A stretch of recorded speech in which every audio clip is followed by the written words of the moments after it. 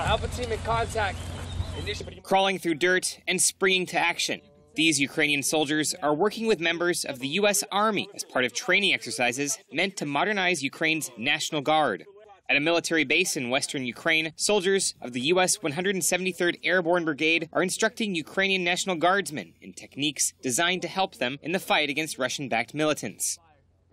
Joining this training session is the head of U.S. Army Europe, Lieutenant General Ben Hodges, who's inspecting the progress of the U.S. initiative. This is the first rotation of the airborne soldiers that came here to train with the National Guard.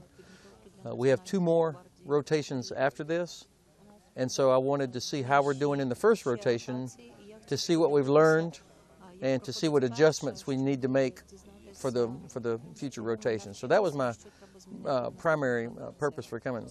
Kremlin spokesman Dmitry Peskov has said the U.S. training could destabilize eastern Ukraine, something Hodges has dismissed. Although Western countries have held back from military involvement in the conflict, the small-scale U.S. training effort sends a signal to Russia that the West stands behind the Ukrainian government.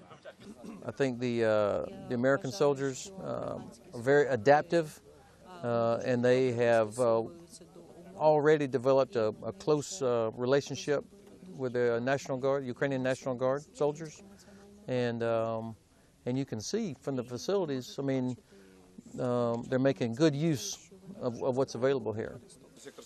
When the exercises began earlier in the spring, U.S. personnel said they found soldiers who were dedicated but underprepared for modern combat.